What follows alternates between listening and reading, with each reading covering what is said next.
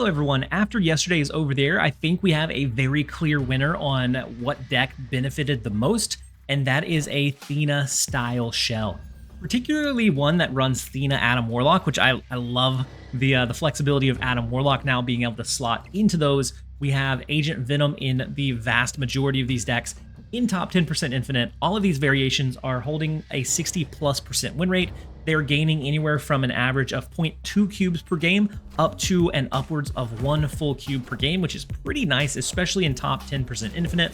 And we have quite a bit of flexibility. So if you are missing some of the key cards in here, so if you don't have Havoc, you can go a different route. And so the version that I am running today is a short and sweet, very cheap deck that runs Havoc. I am a Havoc enjoyer, but certain times of the meta, he is just not good. Namely when Shadow King is super relevant, which he just so happens to not be super relevant right now.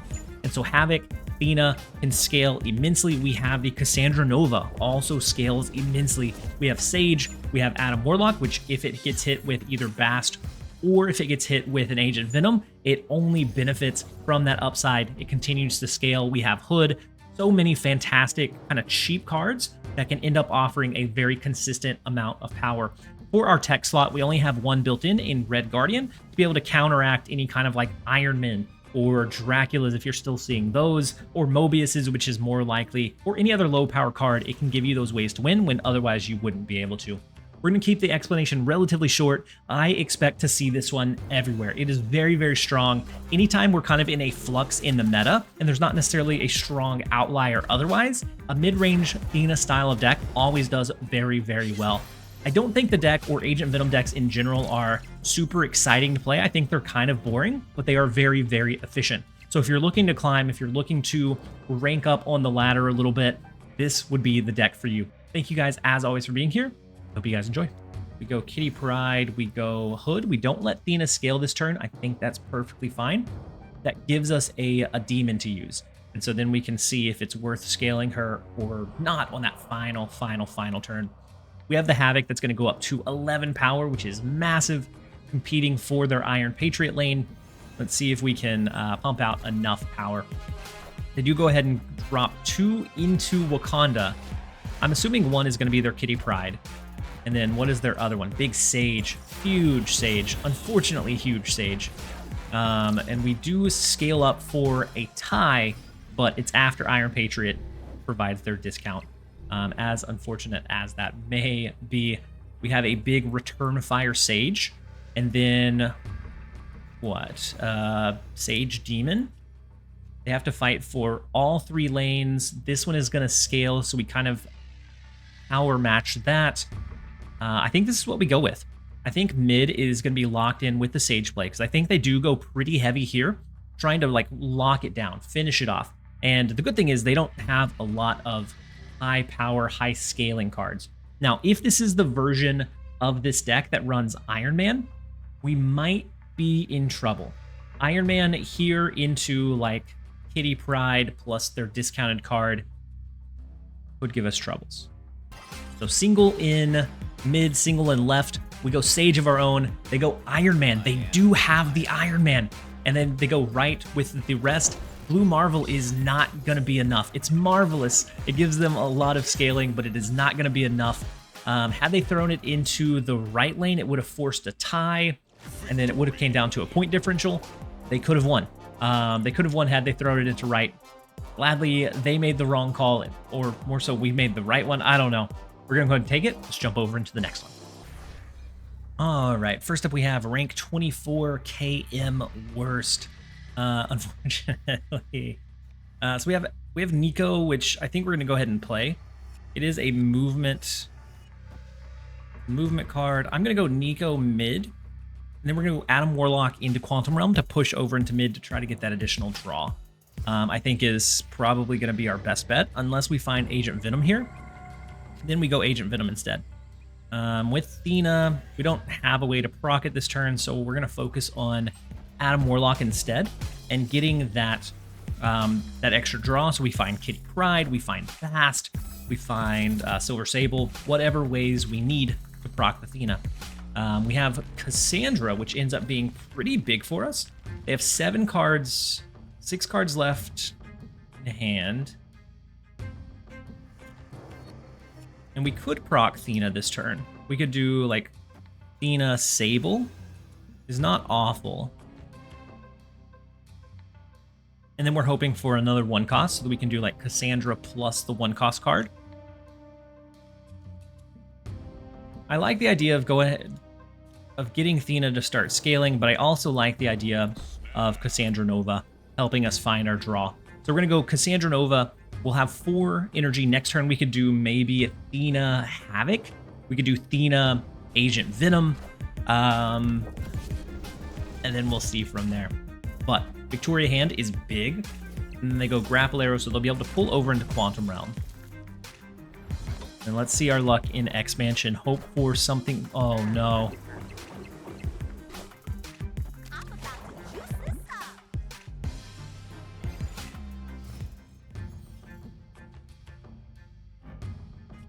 We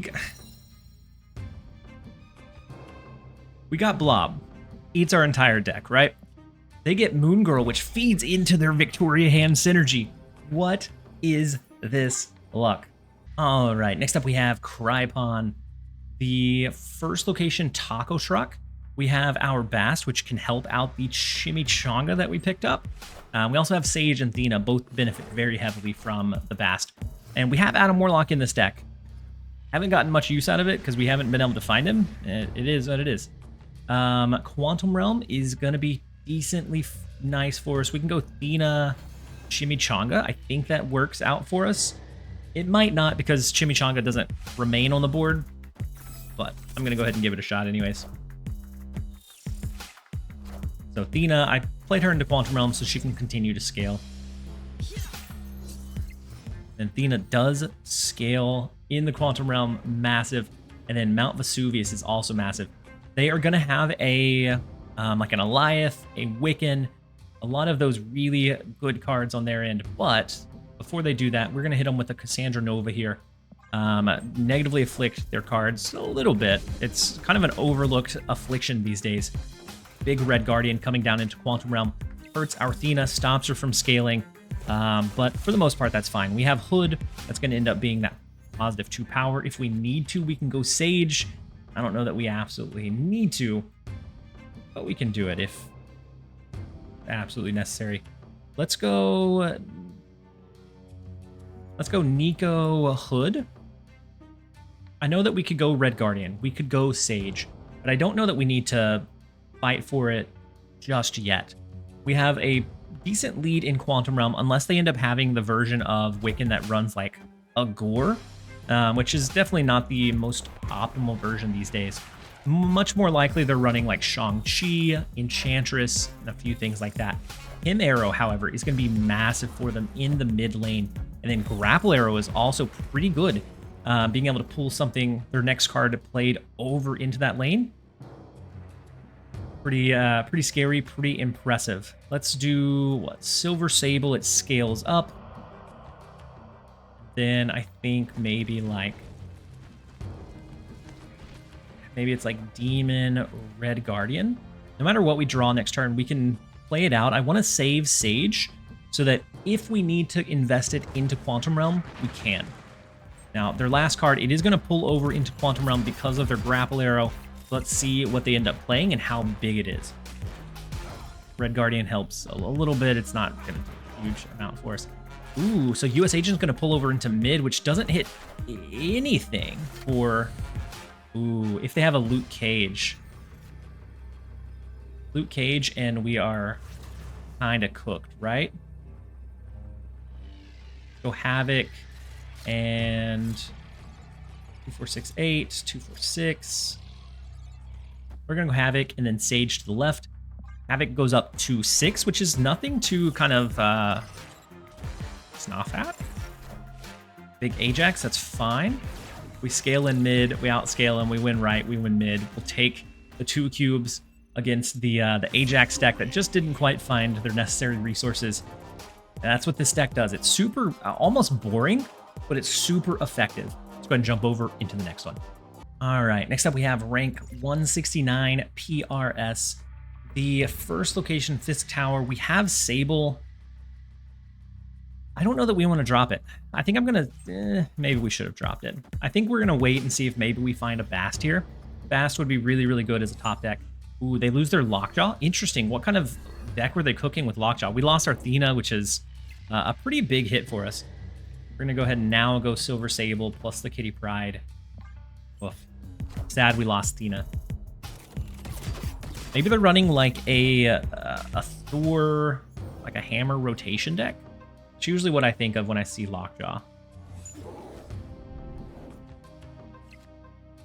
Get Bast now, which is not the best time to use him. I kind of think we wait, because right now it's only going to hit our Sage.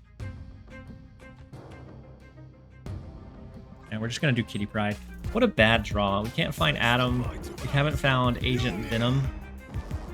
We've been winning, but it's just not great.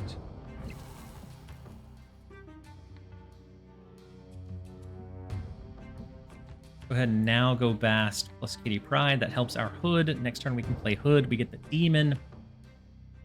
Still not even a... It's a bad draw. Not even a decent. It's just a bad draw. So we can hit their Beta Ray with a Red Guardian so that the double up is a little bit less effective. We could go Adam Warlock, but I don't think we're going to be winning any particular lane, and I don't know that it's worth kind of playing inoptimally for it. Let's go Hood left. We're going to go Kitty Pryde right. Actually, I'm going to go Kitty Pryde left, Hood right. We have the Red Guardian knocking down their Beta Ray Bill so that we have a much better chance of being able to win that lane. They do get Jane Foster, so... Eesh. It could just be like an Odin, like the Hammers plus Odin situation. And if so, that's really tough to come back from. They'd stack them probably here to try to get as much value, meaning Thor gets massive, Beta Ray still gets pretty big.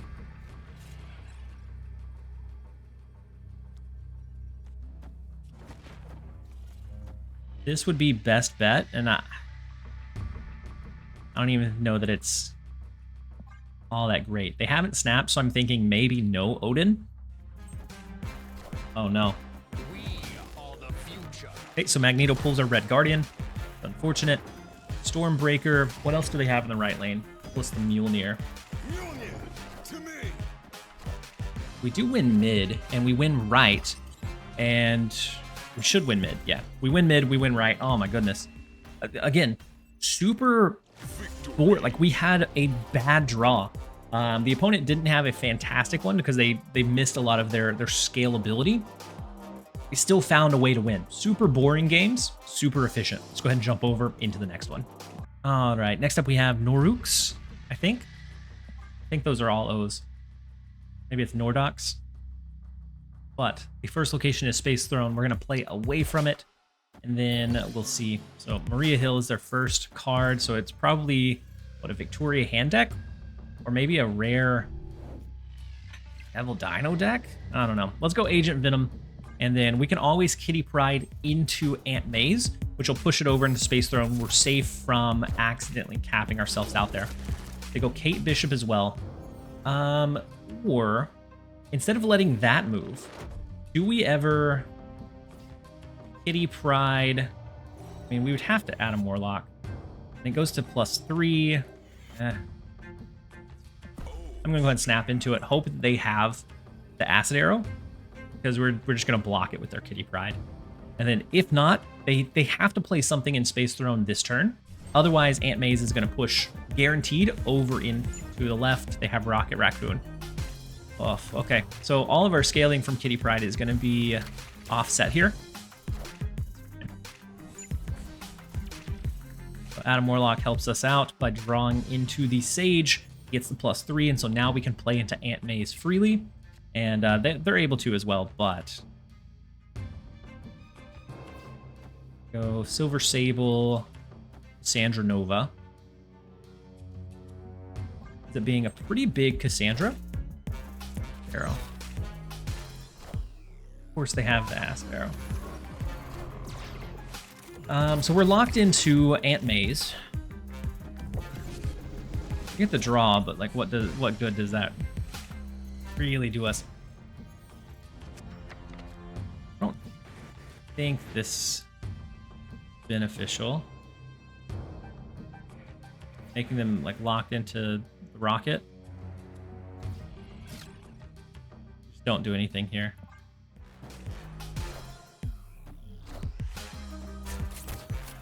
Big basic arrow.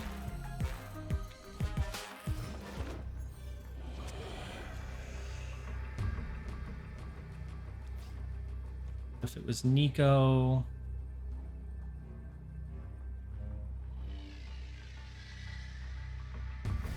Red Guardian. Havoc.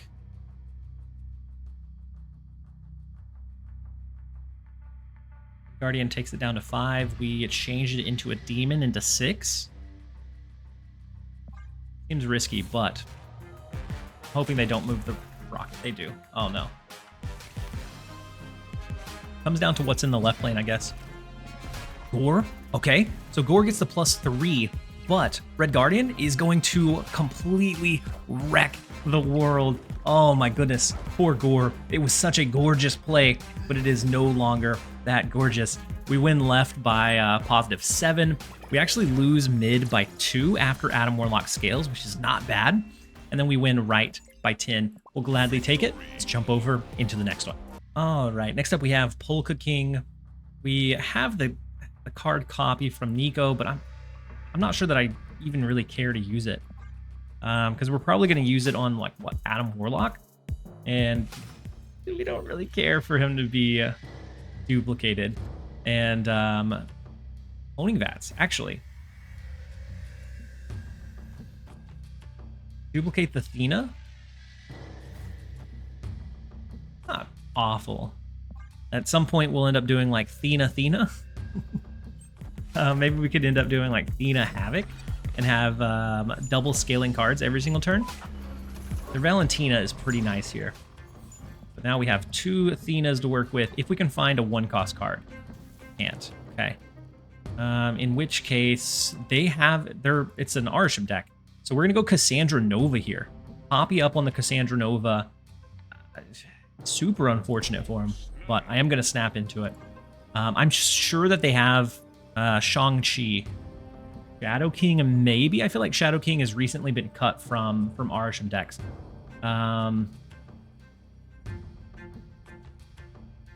But I think Shang-Chi always belongs in them.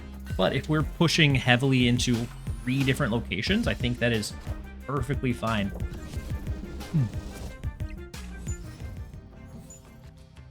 And we're negatively afflicting their cards, which I find fantastic. What if we went Bast and Cassandra here one more time before the location swap? That way we get another 17 onto Cassandra. And we're looking pretty good. They do go Shang-Chi, and they're duplicating the Shang-Chi. That's fine. We know that they have the Shang-Chi. They're going to have to use their energy most every turn on it. And we have our big Cassandra that's just going to continue to scale up and get better and better here. So unless they have like what, Shang-Chi and a way to reproc Shang-Chi here, fine. Good. I'm gonna duplicate Cassandra, and I think we duplicate a Theena as well.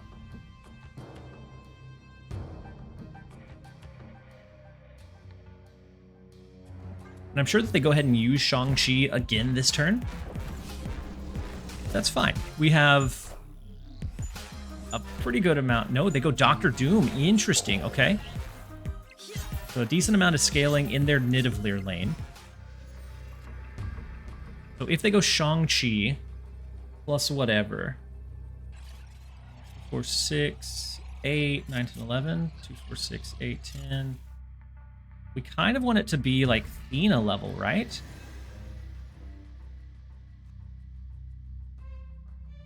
It'd be 9, 10, 16 in the right lane. They'd have to go Shang-Chi plus something else. So then we would win mid, we'd win left. Unlock this in. We do force the Arashim retreat. I'll gladly take the 2. I'm going to go ahead and end the video there. This is a very efficient deck. Anytime Theena kind of rises up to the top, she is very good at what she does. She puts a very consistent amount of power. You have a lot of flexibility because of all of the cheap costs, and I always love an excuse to use Havoc. We're going to go ahead and end it. Thank you guys, as always, for being here. This has been TLSG. Later, guys.